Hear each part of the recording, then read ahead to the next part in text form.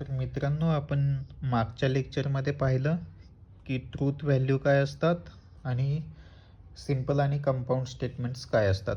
आता या लेक्चरमध्ये आपण पाहणार आहोत की दोन स्टेटमेंट्स जेव्हा एकत्र येतात आणि ते अँड किंवा ऑर किंवा इफ अँड ओनली इफ अशा कनेक्टिव्हने कनेक्ट होतात, तर तेव्हा त्याच्या प्राईम ट्रूथ व्हॅल्यूज काय होतात ते आपण पाहणार आहोत. तर कंजंक्शन म्हणजे काय? पहिलं आहे conjunction. If two statements are combined using connective and then it is called as a conjunction.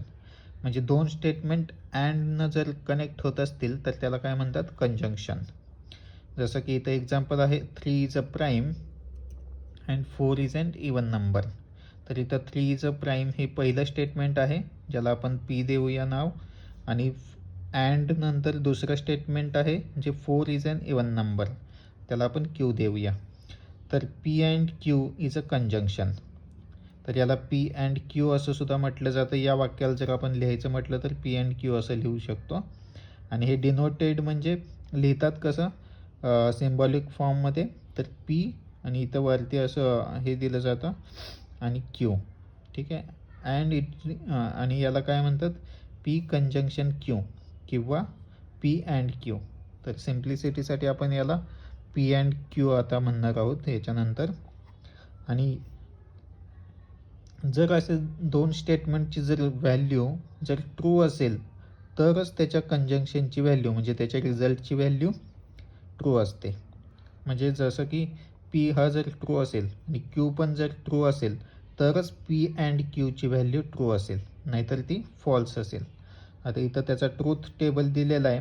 म्हणजे पीच्या जर व्हॅल्यू असतील अशा ट्रू फॉल्स वगैरे आणि क्यूच्या पण तशाच व्हॅल्यू असतील तर पी अँड क्यूची व्हॅल्यू काय असेल हे आपल्याला इथं मिळतं. तर हे टेबल तुम्ही पाठ करून ठेवायचं आहे. हे एक्झाममध्ये खूप मोठी इक्वेशन्स येतात, तर लगेच तुम्हाला हे असं त्याच्या व्हॅल्यूज माहिती असल्या पाहिजेत सोडवताना. तर आता आपण पीच्या व्हॅल्यू पहिल्यांदा टी टी एफ एफ लिहिल्या आणि इकडं क्यूच्या टी एफ टी एफ. हे कॉम्बिनेशन्स आहे ॲक्च्युली, की ट्रू आणि फॉल्सची ही 4 कॉम्बिनेशन होतात पी आणि क्यूची. म्हणजे जर पी आणि क्यू जर ट्रू असतील, टी अँड टी असतील, तर पी अँड क्यूची व्हॅल्यू काय राहील? ट्रू. जर पी टी ट्रूथ असेल म्हणजे पी हे स्टेटमेंट जर त्याची ट्रूथ व्हॅल्यू टी असेल आणि क्यू हे स्टेटमेंट जर फॉल्स असेल तर पी अँड क्यूची व्हॅल्यू काय होते? फॉल्स. नंतर पी हे स्टेटमेंट जर फॉल्स असेल त्याची व्हॅल्यू एफ असेल. क्यू हे जर ट्रू असेल तर पी अँड क्यूची व्हॅल्यू काय होते? फॉल्स. पी जर फॉल्स असेल क्यू पण जर फॉल्स असेल तर त्याची पी अँड क्यूची व्हॅल्यू काय होते? फॉल्स. तर हे ट्रूथ टेबल पाठच करून ठेवायचं आहे, जे आपल्याला खूप उपयोगाला येईल नंतर नेक्स्ट आहे डिसजंक्शन. डिसजंक्शन म्हणजे दोन वाक्य जेव्हा ऑरने कनेक्ट होतात त्याला काय म्हटलं जातं? डिसजंक्शन. आणि ते डिनोट हे असे या सिम्बॉलने केलं जातं आणि ते वाचताना पी ऑर क्यू किंवा पी डिसजंक्शन क्यू असं वाचतात. आता हे डिसजंक्शन हे कधी फॉल्स असतं? If and only if both p and q are false. म्हणजे दोन्ही जर वाक्य फॉल्स असतील तरच पी ऑर क्यूची व्हॅल्यू फॉल्स असेल, नाहीतर ती ट्रू असेल. ठीक आहे. हे पण ट्रूथ टेबल पाठ ठेवायचं आहे. तर इथं आपण पीची व्हॅल्यू टी घेतली, क्यूची व्हॅल्यू ट्रूथ घेतली, तर त्या पी ऑर क्यूची व्हॅल्यू टी येईल. नंतर पी जर ट्रू असेल, क्यू जर फॉल्स असेल तर दोन्हीची ट्रू असेल.